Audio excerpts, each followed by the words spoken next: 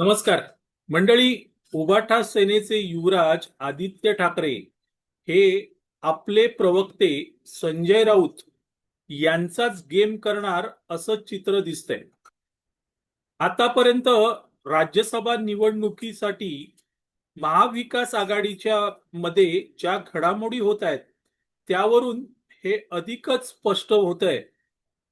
संजय राऊत यांनी महाविकास आघाडीतर्फे राज्यसभेचा उमेदवार कोण असणार याचं नाव पहिल्यांदा फोडलं आणि त्यांनी शरद पवार यांचं नाव घेतलं. शरद पवार हे जर राज्यसभा निवडणुकीसाठी इच्छुक असतील तर चर्चा व्हायला पाहिजे, आम्ही चर्चा करू असं संजय राऊत म्हणाले. तोपर्यंत शरद पवार यांचं नाव पुढे आलेलं नव्हतं आणि त्यानंतर शरद पवारांच्या बाबत चर्चा सुरू झाली. नंतर वातावरण बिघडलं किंवा बदललं म्हणा आणि शरद पवार यांचं नाव कुठेतरी मागे पडतंय असं दिसायला लागलं. असंही म्हटलं गेलं की राष्ट्रवादी काँग्रेस शरद पवार गटातून शरद पवार यांनीच या राज्यसभा निवडणुकीसाठी उभं राहावं यासाठी त्यांच्यावर दबाव आणला जातोय आणि ते संजय राऊत यांच्या पथ्यावर पडणार होतं. कारण आता जर राज्यसभा ची सीट शरद पवार यांना दिली तर भविष्यात संजय राऊत यांचा राज्यसभा उमेदवारीवर क्लेम राहणार होता.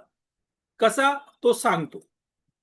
संजय राऊत यांची टर्म 2029 मध्ये संपते आणि आजच्या घडीला जे आमदारांचं बलाबल आहे त्यानुसार केवळ एकच राज्यसभा उमेदवार महाविकास आघाडीतर्फे निवडून जाऊ शकतो.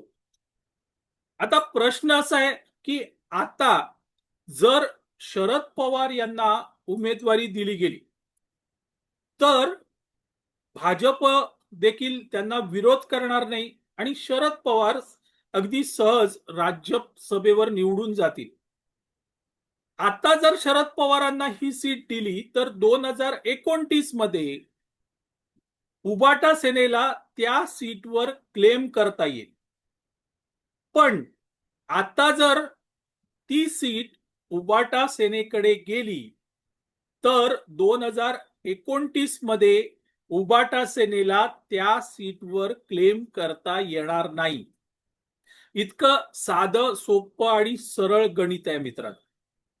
आणि 2029 मध्ये संजय राऊत यांची टर्म संपते. तिथे जर त्यावेळेस काँग्रेस किंवा राष्ट्रवादी काँग्रेसने क्लेम केला तर संजय राऊत हे राज्यसभेवर निवडून जाणार नाहीत आणि त्यामुळे संजय राऊत यांनी अगदी जबरदस्त फिल्डिंग लावली होती की काहीही करून यावेळेस राज्यसभेची सीट ही काँग्रेस नाहीतर राष्ट्रवादी काँग्रेसला मिळावी आणि त्या अर्थाने त्यांनी पवारांचं नाव पुढे केलं का हे खुद्द संजय राऊत सांगू शकतील. पण संजय राऊत यांचा तो एक मनसुबा असू शकतो. मात्र उभाटा सेनेचे युवराज आदित्य ठाकरे यांच्या मनात काहीतरी वेगळंच आहे.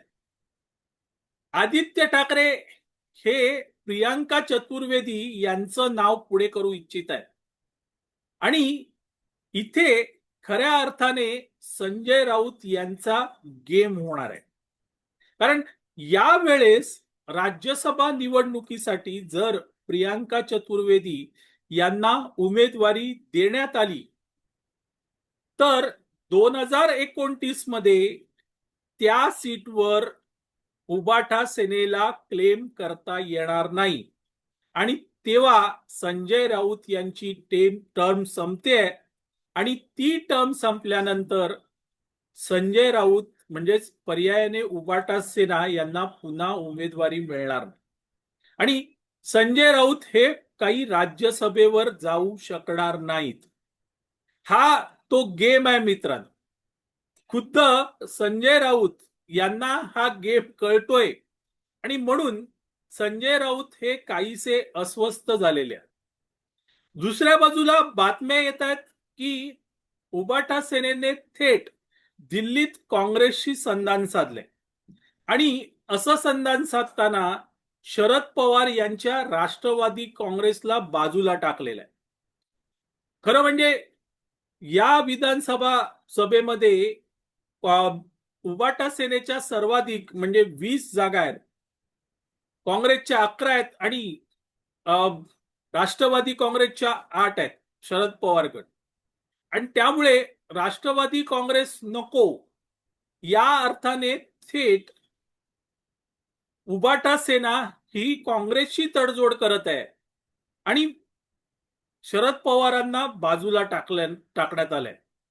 आणि तसं जर काही झालं तर राष्ट्रवादी काँग्रेस शरद पवार गटाचे आमदार हे खरंच गप्प बसतील का? तर ते तसे गप्प बसणार नाहीत. पण संख्याबळानुसार जर उबाटा सेना आणि काँग्रेस एकत्र आली तर त्यांचा राज्यसभा उमेदवार निवडून येऊ शकतो. आणि नेमकं त्यामुळे संजय राऊत हे आदरले आहेत. कारण एकदा का उबाटा सेना आणि काँग्रेसने राष्ट्रवादीला बाजूला टाकलं तर ही जागा 100% उबाटा सेनेलाच मिळणार आहे. आणि उबाटा सेनेला मिळाली तर युवराजांच्या मागणीनुसार, आग्रहानुसार तिथे प्रियांका चतुर्वेदी यांनाच सीट दिली जाईल. आणि ती सीट आता जर प्रियांका चतुर्वेदींना मिळाली तर 2029 मध्ये काय होणार? संजय राऊत हे मागे पडणार आहेत, तेव्हा काँग्रेस क्लेम करणार आणि संजय राऊत यांचा थेट गेम होणार आणि तो गेम करण्याचं सध्या उबाटा सेनेमध्ये घाटत आहे आणि त्याची कल्पना संजय राऊत यांना देखील आहे आणि त्यामुळे संजय राऊत हे काहीसे अस्वस्थ आहे. काल एक बातमी अशी आली की सकपाळ यांनी सांगितलं, जे महाराष्ट्र काँग्रेसचे अध्यक्ष आहेत, की विधान परिषदेत उद्धव ठाकरे यांनी जावं आणि राज्यसभेची जागा ही आम्हाला द्यावी. अर्थात सकपाळ यांचं काँग्रेसचं नेतृत्व काही ऐकेल याची शक्यता नाहीये. पण तसं जर झालं तर कदाचित उद्धव ठाकरे नाही पण संजय राऊत विधानसभेत दिसू शकतील का? हाही एक महत्वाचा मुद्दा आहे. बघूया काय होतं. मंडळी, तुर्तास इथे थांबतो. मी आबा माळकर आपली रजा घेतो. आपल्याला हा व्हिडिओ आवडला तर लाईक करा, शेअर करा, लक्षवेधला सबस्क्राईब करा. धन्यवाद.